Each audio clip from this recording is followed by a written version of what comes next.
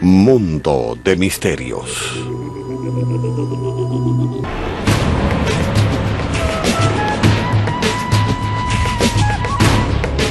Existen misterios inexplicables en casi todos los rincones del mundo, pero aquí en Egipto la tierra misma es parte del misterio. ¿Qué tesoros permanecen sepultados bajo las arenas del desierto, escondidos bajo la estructura más grande que haya construido el hombre? Durante miles de años, los pueblos de todo el planeta se han maravillado ante la abrumadora proeza de la arquitectura antigua, conocida como la Gran Pirámide. Es posible que una cultura que prácticamente pertenecía a la Edad de Piedra hace más de 4000 años haya descubierto secretos de matemática compleja, astronomía, geología y el arte de la construcción que superan a la tecnología moderna. En la actualidad, los más grandes descubrimientos hacen que los científicos busquen en una dirección completamente nueva. Lo que encontramos detrás de esta puerta nos dará la respuesta al acertijo que más nos ha intrigado a lo largo de los tiempos. Quizá descubramos que los misterios de Egipto deben seguir siendo otro de los encuentros con lo inexplicable. Existe un adagio en Egipto que ya era viejo cuando Moisés liberó al pueblo de Israel del yugo egipcio. Todas las cosas le temen al tiempo, pero el tiempo le teme a las pirámides. Son la última de las 7 maravillas del mundo antiguo que aún quedan en pie, y aún son las más antiguas, las más grandes y las más misteriosas estructuras que haya construido la mano humana. También la palabra pirámide es un misterio. No existen raíces etimológicas de ella en ningún idioma de la Tierra.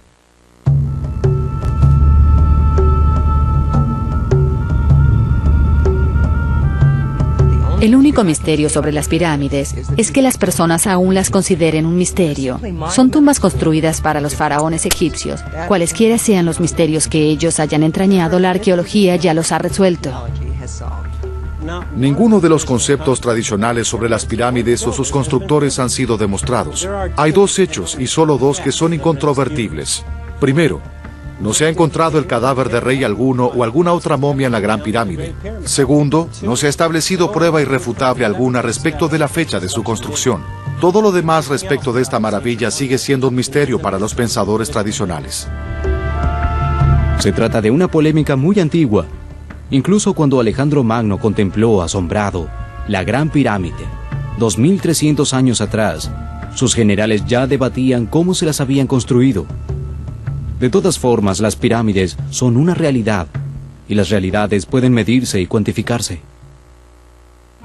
El conjunto de pirámides de Giza se yergue en la ribera oeste del río Nilo, a solo 16 kilómetros de la ciudad de El Cairo. Allí hay 3 pirámides, la más grande de las cuales se denomina la Gran Pirámide, porque es en verdad la estructura más grande construida por el hombre sobre la tierra. Ni el paso del tiempo ni las pirámides mismas han sido piadosas con los investigadores que tratan de resolver el enigma más antiguo y complejo. Hasta la vanguardia científica admira, maravillada, este vasto complejo que ha definido la historia de Egipto por al menos 4000 años. En realidad, la ciencia de la era espacial ha profundizado el misterio. En 1992, una empresa alemana liderada por Rudolf Gantenbrink fue contratada para limpiar lo que se creía que era un respiradero en la Gran Pirámide. A fin de dilucidar lo que se encontraba en el respiradero, Gantenbrink y su equipo técnico diseñaron un pequeño robot con una cámara y una luz montadas que podía trepar por el angosto pasaje y permitirles ver qué había adentro. El aparato, una maravilla de la ingeniería en sí mismo, realizó 2 asombrosos descubrimientos. Primero, el recorrido inicial demostró que el respiradero que salía del recinto de la reina no era recto como se había pensado, sino curvo. Por ese motivo, el robot debió detener su trayectoria. En el respiradero norte, el robot viajó 65 metros en línea recta antes de que se detuviera ante esta puerta.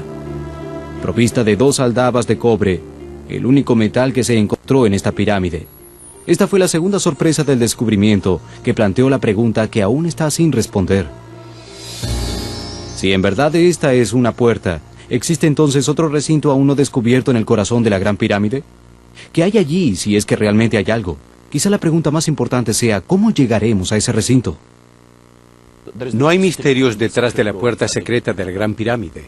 No hay ningún misterio detrás de ella. Creo que es solo una gran piedra que los egipcios emplearon para cerrar el respiradero. Y cuando abandonaron el recinto mortuorio sin concluir, dejaron esa piedra dentro del respiradero. La Gran Pirámide fue cerrada en 1998 y fue reabierta solo recientemente. Algunos observadores afirman tener evidencia de que está llevándose a cabo algún tipo de excavación dentro de la pirámide. Es posible que los expertos ya estén cavando un túnel hacia lo que esperan sea un recinto detrás de esa puerta. A fin de alcanzar un punto detrás de esa puerta, será preciso cavar un túnel a través de piedra caliza sólida. ¿Es por este motivo que la pirámide estuvo cerrada durante casi 2 años? Debimos cerrar la pirámide. La gente dice que las pirámides son inmortales, y no es así. Las pirámides necesitan mucho trabajo de conservación. Cada turista que entra a la pirámide exuda unos 20 gramos de agua. Ese agua se transforma en sal y descubrimos que la humedad dentro de la pirámide era del 85%.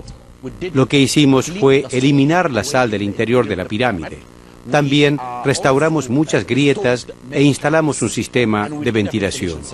A la luz de semejante grado de cuidado, ¿es probable que hayan permitido realizar las excavaciones necesarias para ver qué hay detrás de esa puerta?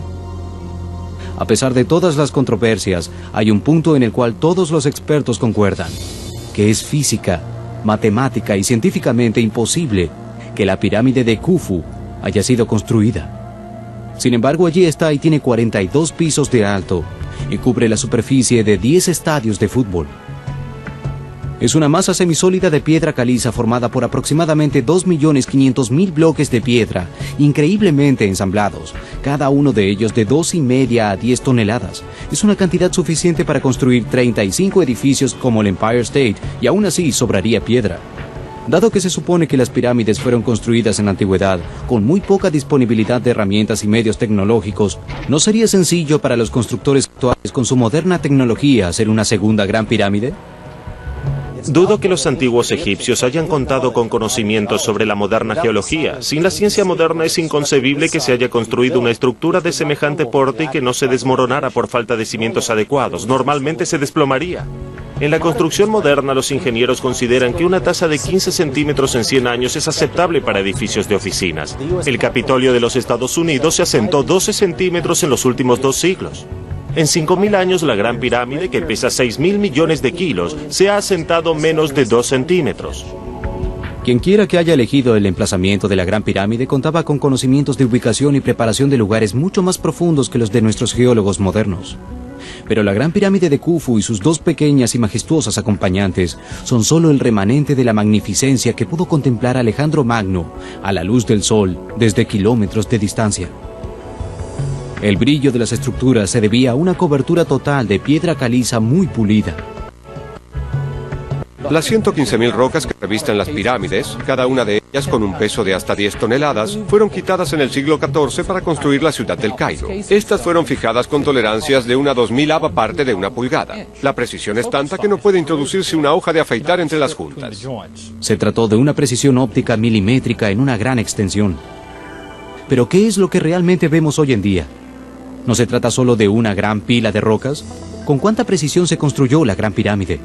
Y más específicamente, ¿cómo pudieron cortar, acarrear y colocar estas piedras una encima de la otra con una angulación específica? ¿Y qué podemos decir de la piedra de la cúspide de la Gran Pirámide?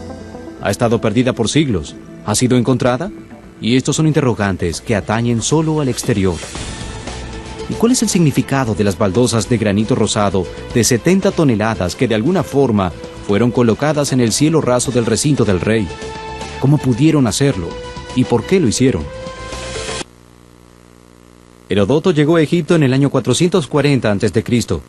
Para ese entonces las pirámides eran tan antiguas para él como él lo es para nosotros, pero su narración es la que avalan la mayoría de los egiptólogos de nuestros días. Según Heródoto, se extrajeron 2.600.000 bloques de piedra y se llevaron al emplazamiento durante el periodo de 20 años a lo largo del cual se construyó la Gran Pirámide. Dejemos por un momento de lado la pregunta de cómo pudo lograrse semejante hazaña para interrogarnos acerca de cómo pudieron colocarlas con tanta precisión y más aún, cómo pudieron lograr semejante precisión en dicho lapso de tiempo. En la construcción moderna, si se pudiera mantener cada lado de las paredes de 200 metros dentro de una vertical de 15 centímetros de tolerancia máxima, sería un logro sin precedentes.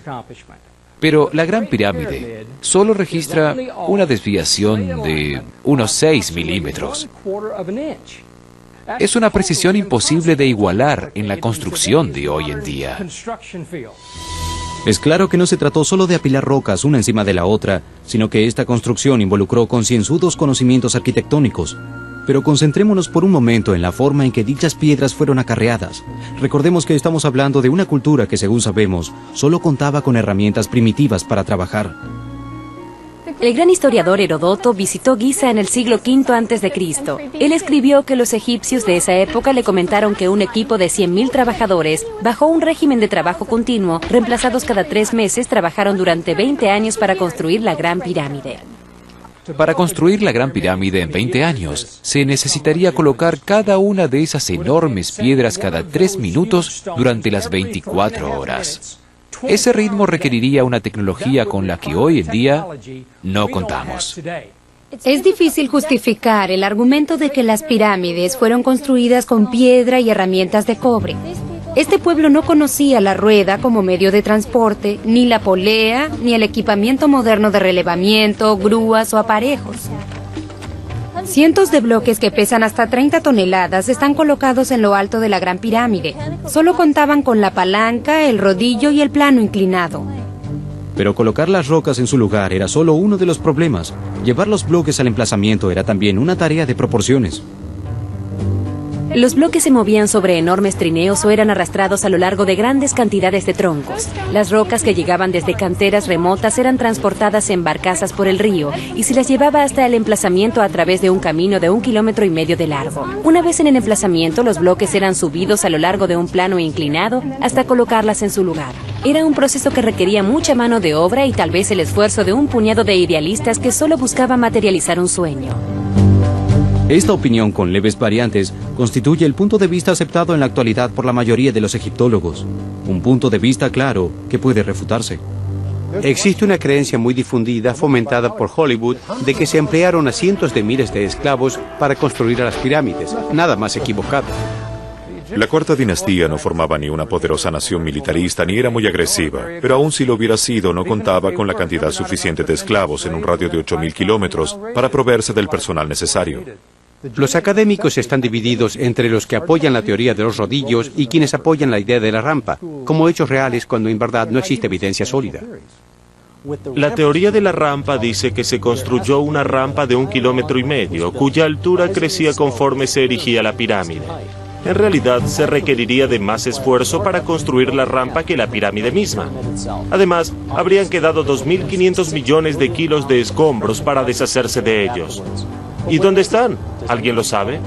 Eso es algo que ni hasta los más fervorosos adeptos a la teoría de la rampa han podido contestar. ¿Pero qué puede decirse de la teoría de los maderos rodantes? ¿Es posible que los bloques hayan sido movidos de esa forma? Es posible demostrar que se puede mover con maderos cilíndricos un bloque de este tamaño, pero habría que eliminar esta teoría. Los únicos árboles con los que contaban eran las palmeras datileras, que constituían su fuente de alimentación. Es improbable que las hayan talado. La importación de maderos hubiera requerido más barcos que los que tuvo Egipto en toda su historia, solo para trasladar los 25 millones de árboles que fueron necesarios. Es casi imposible hacer rodar un madero sobre calles de piedra. Además, el gran peso de los bloques los hubiera convertido en pulpa en poca distancia. Tiene que haber habido un método totalmente diferente para levantar y mover estas piedras tremendamente pesadas. Un mecanismo que haya hecho posible el movimiento de estas enormes masas. Sin embargo, no conocemos la existencia de este dispositivo.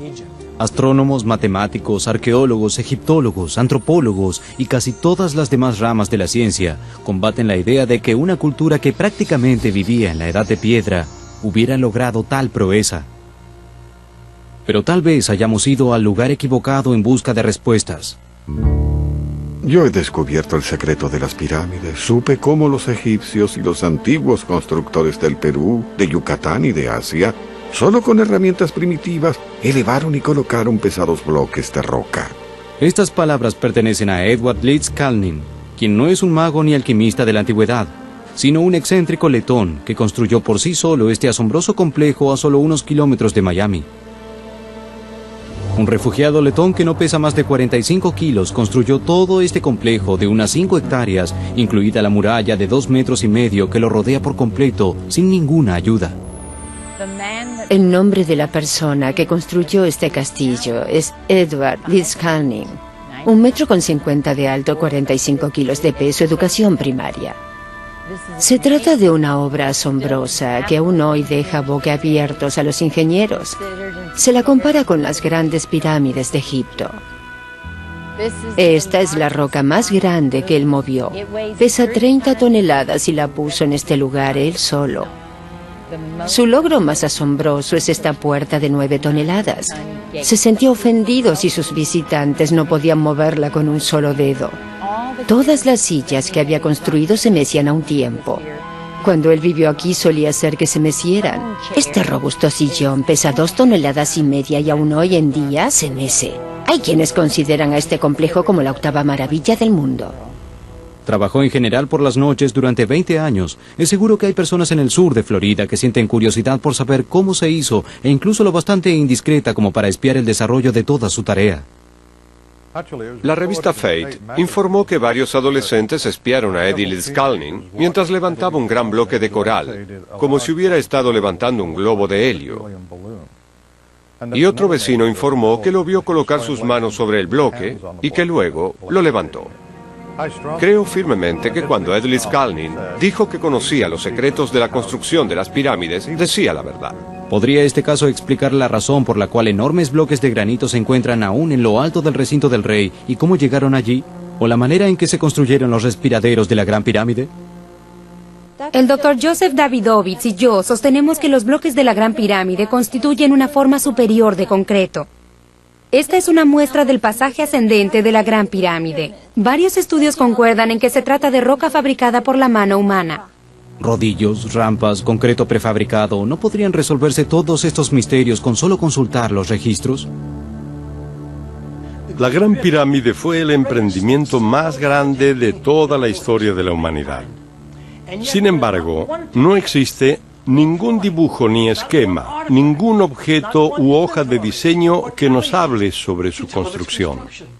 Los egipcios nos dejaron unos 3.000 años de historia escrita o gráfica que contempla prácticamente todo lo que sucedió en su cultura, desde el nacimiento de sus hijos hasta las operaciones de cosecha y cultivo, construcción, tejido, sacrificio, oración, embalsamamiento, pero nada sobre las pirámides de Giza. ¿Podría ser posible que no hayamos descubierto aún esos registros? ¿O existe una razón para ser cauto al momento de aproximarse a los secretos de los faraones? La maldición de los faraones comienza en 1920, cuando dos ingleses, Howard Carter y Lord Carnarvon, descubrieron la tumba del faraón Tutankamón. Entre las espectaculares riquezas, Carter y Carnarvon descubrieron una tabla sobre la cual se había escrito una sombría maldición. La muerte rozará con sus alas a quien quiera que perturbe la paz del faraón. La advertencia no los puso nerviosos, pero tuvieron miedo de que los nativos se asustaran y renunciaran. Tacharon toda mención de la tabla en sus registros y la arrojaron en los escombros.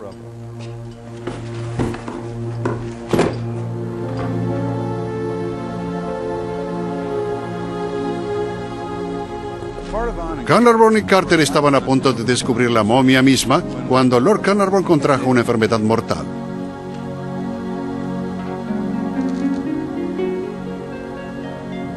Si bien sospechaba de una infección, los médicos no pudieron emitir un diagnóstico concreto.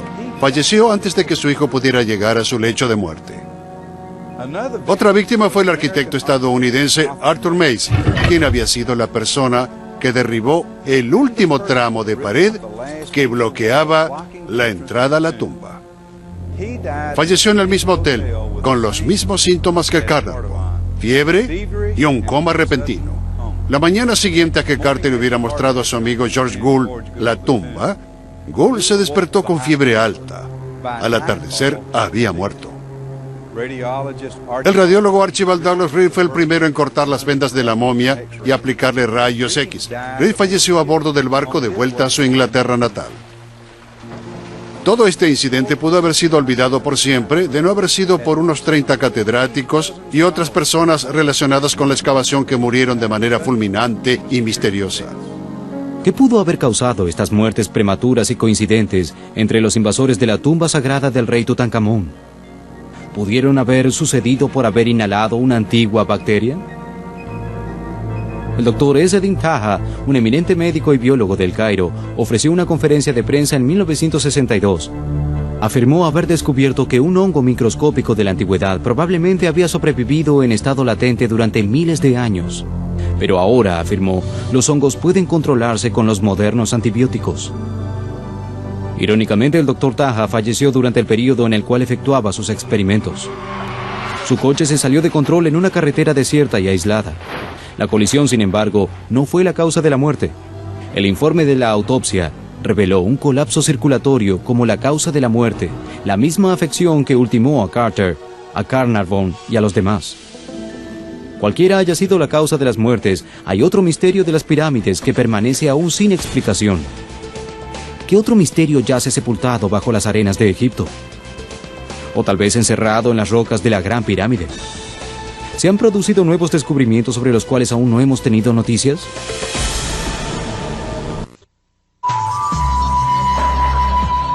Regresaremos en instantes por Infinito.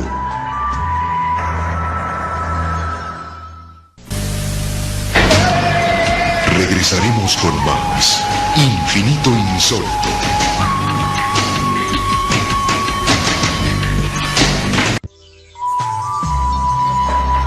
Continuamos con nuestra programación por Infinito.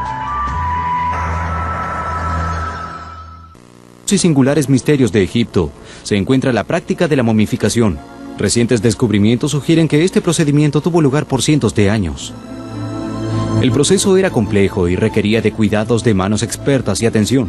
Los sacerdotes quitaban la mayor parte de los órganos internos, los colocaban en frascos con cubierta. Luego se secaba el cuerpo mediante una capa de sales de natrón que se esparcía dentro y fuera del cadáver. Luego de 40 días se envolvía el cuerpo en tiras de algodón, se lo colocaba en una serie de féretros de madera con un exterior de piedra y se lo colocaba en una cripta o tumba orientada al este.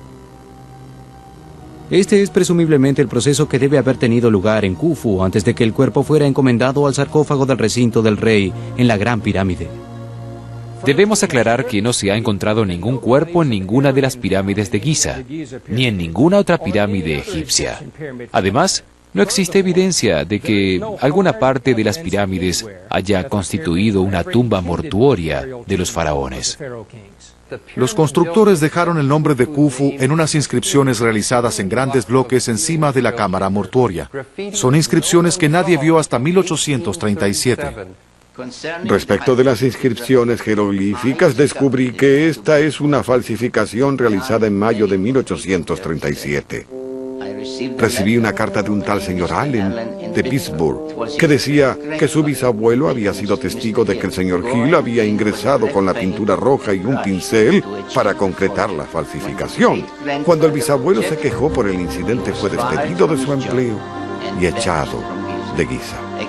Al examinar el facsímil de las marcas en pintura roja, me resultó evidente que se trataba de una falsificación, porque el señor Hill había escrito mal el nombre del faraón. En lugar de escribir Khufu, escribió Raufu, lo cual habría sido igual a pronunciar en vano el nombre de Dios, algo que nunca pudo haber ocurrido. Pero si la Gran Pirámide no había sido diseñada como tumba para los faraones, ¿cuál era su propósito? Las respuestas a esta pregunta son muchas y tan variadas como los autores que aún consideran que las pirámides constituyen un objeto fascinante sobre el cual escribir. A pesar de las intrincadas y ficticias teorías sobre las pirámides de Giza, fueron y son nada más que monumentos funerarios construidos cerca del año 2600 a.C. Giza es un complejo funerario, nada menos y nada más. Existe un complejo mortuorio en Giza, pero esta realidad apenas prueba que Giza es solamente un complejo mortuorio. Sería muy parecido a considerar que la Catedral de Notre Dame es un complejo mortuorio solo porque hay un cementerio a uno de sus lados. La esfinge fue erigida por Khafre, el constructor de la segunda pirámide, y muchos egiptólogos consideran que su cara guarda una clara semejanza con la suya. Además, atribuir la esfinge al faraón Khafre se ha vuelto insostenible. Recientes descubrimientos arqueológicos y geológicos demuestran que la esfinge tiene al menos 10.000 años de antigüedad o más aún. La Gran Pirámide es evidencia de un conocimiento inusitado de la ciencia de la astronomía. Los egipcios podían medir el día, el año y la sucesión de los equinoccios. Sabían que nuestro planeta era esférico y sabían cómo calcular la latitud y la longitud con precisión. La forma en que se construyeron las grandes pirámides y el propósito oculto detrás de ellas es solo el comienzo de los misterios de Egipto y sus muchos acertijos. Pero por el momento pasemos a la pregunta más importante. ¿Por qué fueron construidas las grandes pirámides? Los catedráticos tradicionales aún sostienen que todo el complejo de Giza es solo una tumba monumental. Pero otros consideran que las estructuras mismas parecen sugerir que hay más, mucho más para observar acerca de estos monolitos gigantes que solo lápidas de gran magnitud. La mayoría de los catedráticos concuerdan en que los antiguos egipcios contaban con poco conocimiento o ninguno de matemática avanzada. ¿Podrían estar equivocados? Para construir la Gran Pirámide, los arquitectos emplearon varios conceptos de matemática muy avanzada que no fueron descubiertos sino hasta miles de años más tarde. Los arquitectos encontraron estos conceptos matemáticos aún no descubiertos que desafían la imaginación. Inclusive las técnicas de construcción son sorprendentes, al igual que la relación de la Gran Pirámide con la Tierra y las estrellas. Mediante el uso de los cálculos matemáticos y las observaciones astronómicas, se observó que las relaciones de masa entre las tres pirámides de Giza corresponden con enorme precisión a las relaciones de masa de las tres estrellas de la constelación Alpha Centauri. Lo más misterioso es que la alineación de las pirámides se corresponde con el punto de asentamiento de Alpha Centauri en el momento en que se construyeron las pirámides. Como no existen pruebas de que los antiguos egipcios contaran con la capacidad de medir las masas de las tres estrellas, la presencia de correlaciones podría indicar influencias extraterrestres en el diseño y construcción de las pirámides. La orientación geográfica de la Gran Pirámide de Giza es tal vez su característica más sorprendente. Sus lados corren casi exactamente desde el norte hacia el sur y desde el este al oeste. La desviación se encuentra dentro de los 3 minutos del ángulo norte. Geográficamente, la Gran Pirámide se asienta en la única línea de intersección de longitud y latitud del mundo que separa las masas terrestres de la Tierra y sus océanos. ¿Podría ser posible, como insisten algunos teóricos, que fuera un observatorio astronómico? En ese caso, nuevamente se encuentra situada en el lugar preciso que refleja una de las profecías de Isaías en la Biblia. En la Biblia, en Isaías 19, muchos catedráticos creen que se refiere a la Gran Pirámide. Allí se lee: en ese día habrá un altar de Yahvé en Egipto y una estela de Yahvé junto a su frontera. Estará como señal de Yahvé en Egipto. Isaías 19, versículos 19 y 20. La referencia es a un altar y a un monumento en el corazón de Egipto y en su frontera. Parece estar en diferentes lugares. ¿Cómo podemos concluir que la Gran Pirámide constituye el cumplimiento de dicha profecía? Según parece, la Gran Pirámide es la única estructura que cumple con estos requisitos, pero tenemos que tener conocimientos de geografía antigua. La Gran Pirámide, tal como podemos ver, se yergue en el vértice del triángulo creado por el delta del Nilo. Pero en tiempos antiguos, Egipto estaba dividido en 2 países, el Bajo Egipto al norte y el Alto Egipto al sur. La Gran Pirámide se encuentra precisamente en esta frontera. Pero esta ubicación coincide con el centro de Egipto visto como un solo país. Al igual que con la mayoría de las cosas que tienen que ver con las pirámides, existe además otra faceta en el acertijo de Isaías. Su lugar en la frontera se define, además, por su designación como la Gran Pirámide de Giza. Giza en realidad significa frontera. Cuando más aprendemos sobre el complejo de Giza, menos seguros estamos de las teorías convencionales que intentan explicar estos misterios. Pero si las teorías convencionales no explican el propósito por el cual se construyó la Gran Pirámide, ¿qué tienen para ofrecer las teorías contemporáneas? La Gran Pirámide es un reloj, un almanaque y un observatorio astronómico. Con su altura de 150 metros en invierno arrojaría una sombra de 80 metros. En primavera esta sombra disminuiría hasta desaparecer. Esta progresión pudo haber sido empleada para marcar las horas, las estaciones y el año astronómico. Sobre la base de la evidencia brindada por los textos sumerios, todo indica que las pirámides de Giza fueron construidas como almenas por los extraterrestres como indicadores de un corredor de aterrizaje que culminaría en un puerto espacial en el desierto del Sinaí. En 1813, el astrónomo Richard Proctor descubrió en antiguos registros que las grandes pirámides fueron empleadas como instrumento astronómico. Mediante el uso de pasajes durante la construcción, los egipcios efectuaron un relevamiento cartográfico de los cielos. La gran pirámide de Giza y sus 5 placas de granito sobre la cámara del rey pudo haber sido un receptor transmisor sintonizado con alguna parte del universo que aún no conocemos. Estos presuntos usos son, por cierto, pura especulación y no demuestran que la Gran Pirámide haya sido jamás usada de dicha manera. Por otro lado, es interesante notar que no se produjeron nuevos descubrimientos que refuten las teorías modernas. En 1925, un catedrático llamado Basil Stewart publicó los resultados de un estudio de la Gran Pirámide, donde explicaba que la base de la pirámide no solo es un cuadrado perfecto, sino que los lados de dicho cuadrado son una fracción perfectamente par del diámetro de nuestro planeta. Las probabilidades de que este fenómeno no se verifique como mera coincidencia son verdaderamente astronómicas. Stewart explicó también que el ancho de cada lado de la base es un múltiplo perfecto del número 365,25. La cantidad exacta de días en un año calculados con mayor precisión que lo hacemos hoy en día. Actualmente, con toda la ingeniería moderna y nuestros recursos, y dejando de lado la cuestión monetaria, la construcción de la Gran Pirámide, según estas especificaciones geométricas, superaría nuestras posibilidades. Sabemos que existen 3 recintos, 2 están sobreelevados y 1 es subterráneo, todos ellos en la Gran Pirámide. ¿Puede que exista otra cámara? De ser así, ¿qué podemos esperar encontrar? ¿Puede que se trate del muy comentado Salón de los Registros?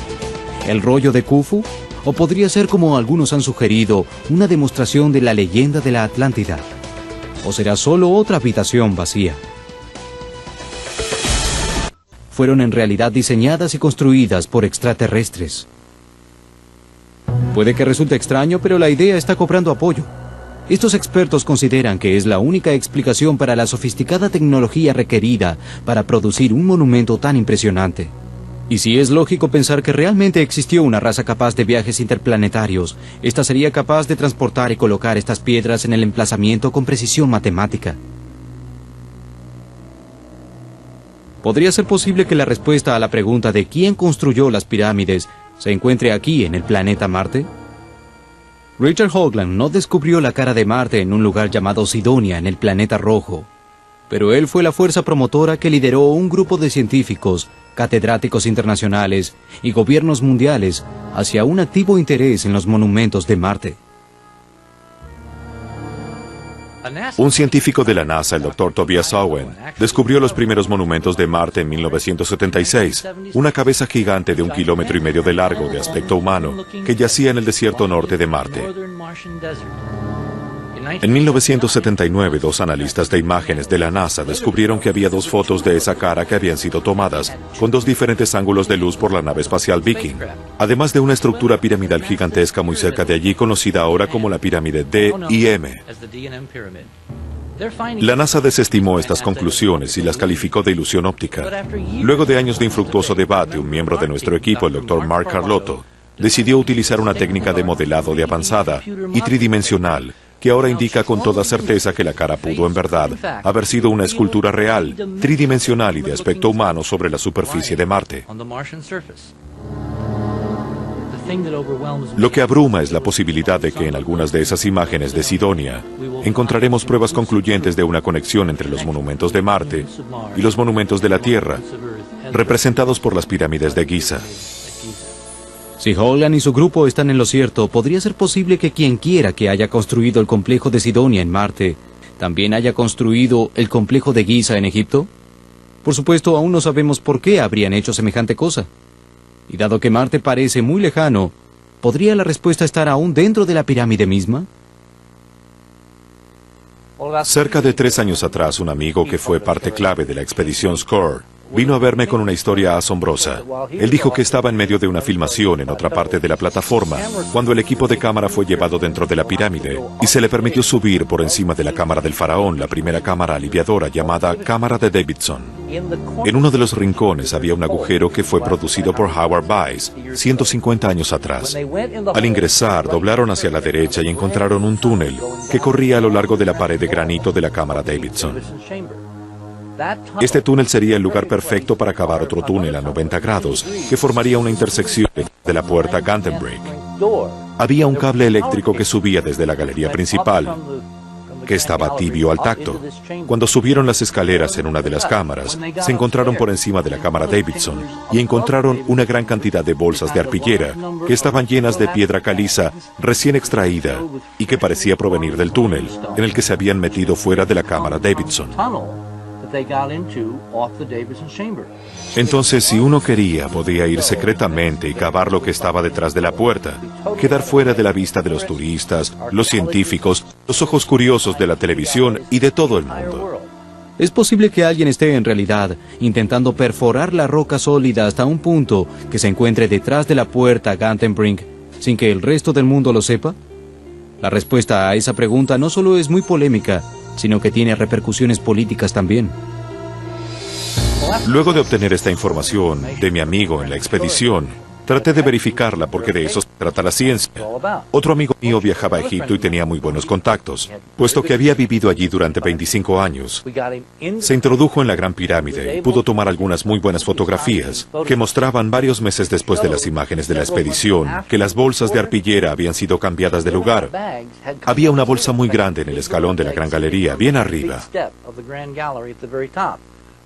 Polvo de roca caliza en toda la Gran Galería, como si fuera nieve recién caída, lo cual indicaba que alguien había utilizado grandes maquinarias, lo cual produce mucho polvo. Además, había un cable de electricidad aún instalado en un rincón de la Gran Galería, aún tibio al tacto. Estaba a la vista toda la evidencia de que algo sucedía en discordancia con la arqueología contemporánea y con los protocolos de la ciencia. Obviamente una operación clandestina que estaba teniendo lugar en secreto en la pirámide. Anunciaremos esta semana la apertura al público por primera vez de la segunda pirámide y de 3 tumbas. Cualquier cosa que descubramos en Giza, la anunciaremos al público. ¿Se debía toda esta actividad a un proceso de limpieza?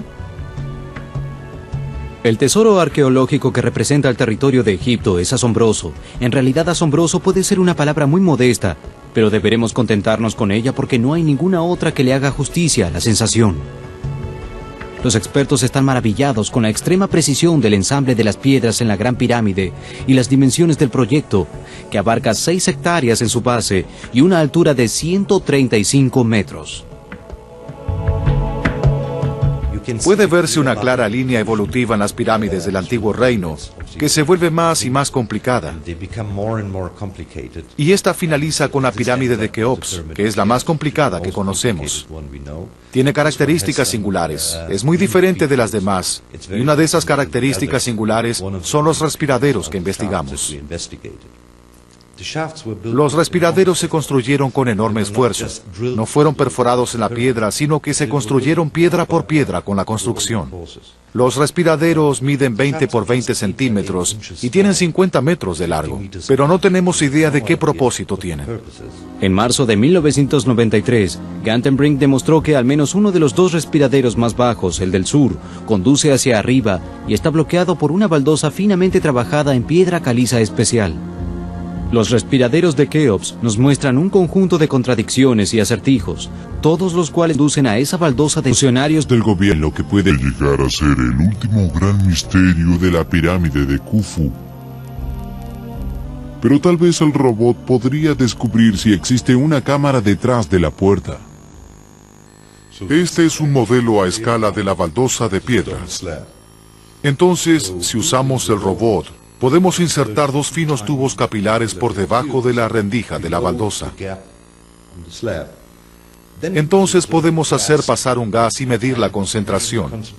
De modo que si hay una cavidad detrás de ella, el gas permanecerá atrapado. Y podremos medir la concentración del gas y descubrir en realidad cuán grande es la cavidad.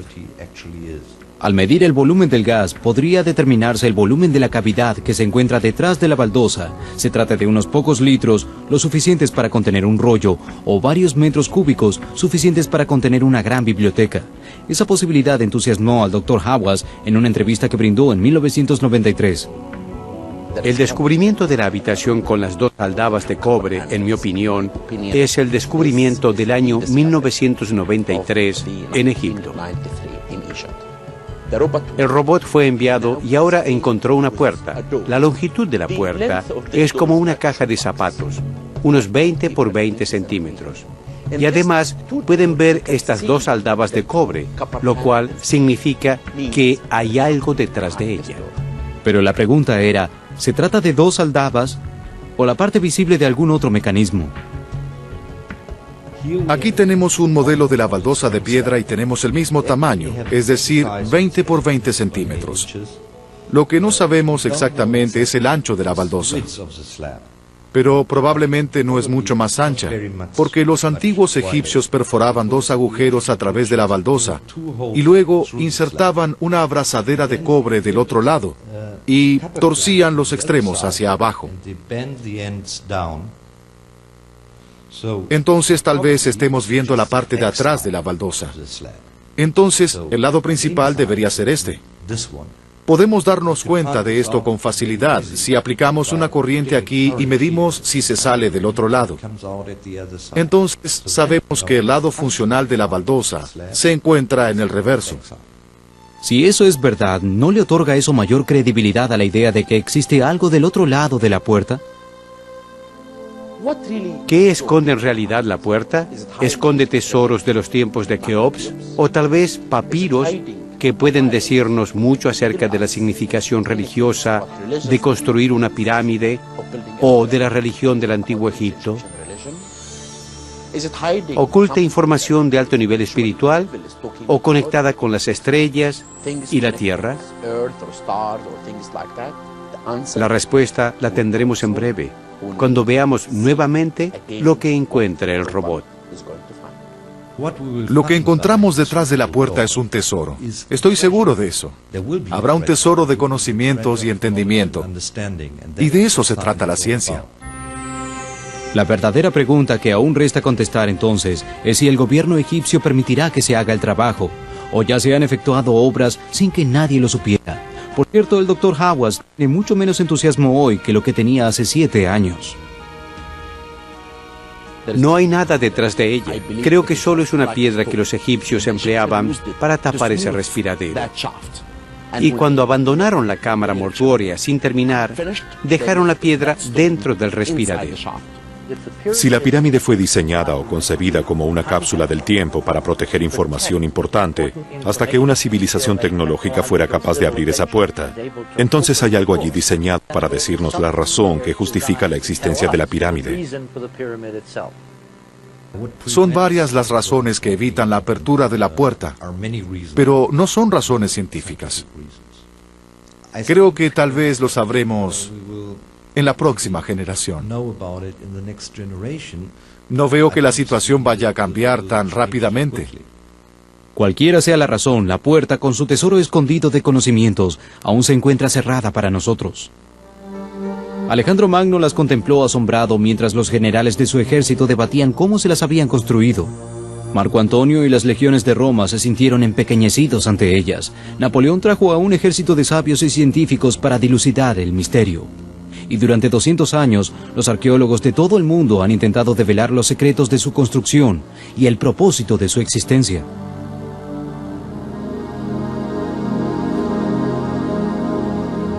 Es posible que tengamos aún que encontrar soluciones a los misterios aún más profundos que esconde esa puerta de piedra pulida o sepultados debajo de las arenas de Egipto. ¿Arrojarán las respuestas alguna luz sobre los orígenes de las pirámides o brindarán más motivos de reflexión sobre la historia de la humanidad? No lo sabemos, pero es interesante notar que el Cairo es una antigua palabra que significa Marte.